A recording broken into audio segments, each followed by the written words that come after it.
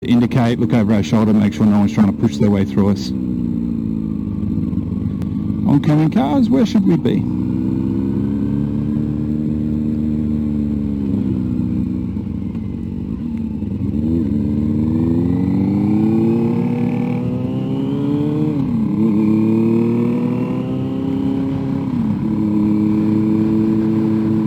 They're checking the side streets, and at the roundabout we're going to turn right.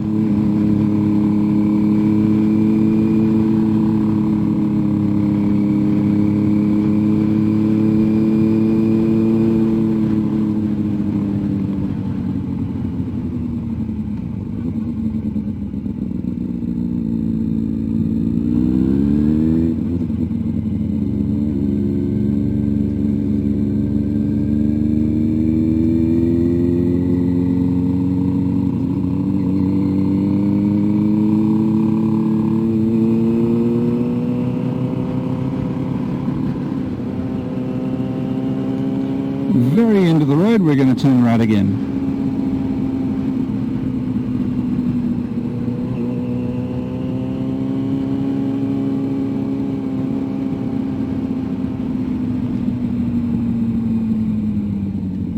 And then we're just going to pull over by the second load of car bays on the left, okay?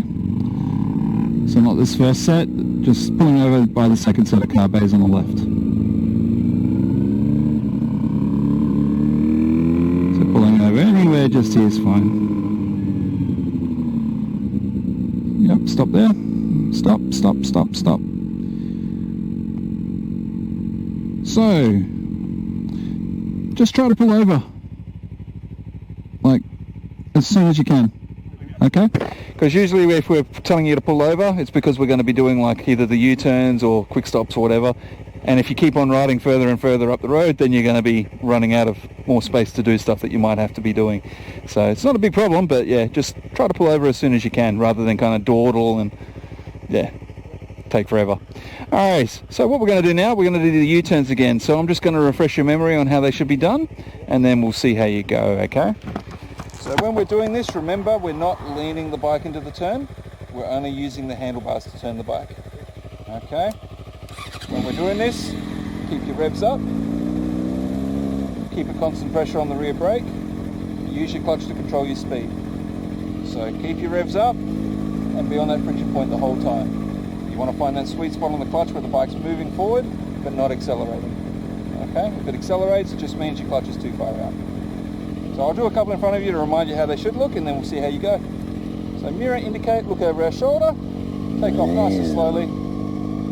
Try to get everything all sorted in a short distance. Get your revs up, brake on, mirror, shoulder check, looking up, turning. Just keeping the bike upright.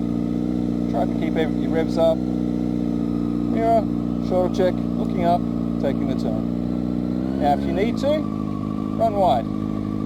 Okay, nothing wrong with that, because that's why we're here. Just so you can get used to this again. But yeah.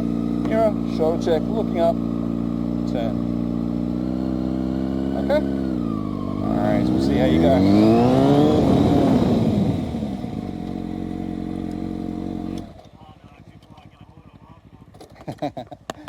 Oh, it's not easy on a sports bike, but yeah, using the technique that I teach you, you'll be able to do it on any bike. So mirror, indicate, shoulder check. You can keep your indicator on the whole time. Revs up. There we go. Looking up. There we go. As soon as you looked up, you started turning really well.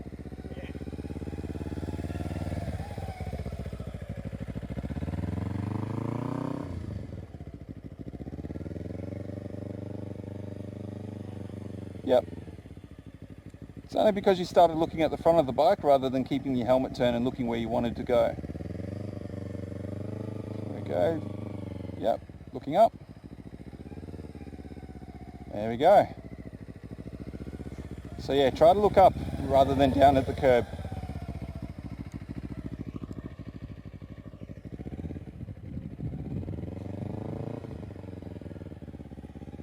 And then yeah, try to get used to turning those bars. getting them to full lock in the first half of the turn if you can.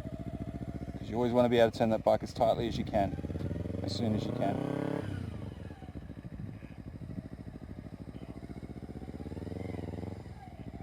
Yeah, no, it would be. Remember, constant revs up, constant pressure on that rear brake. The rear brake's there to help you with your balance.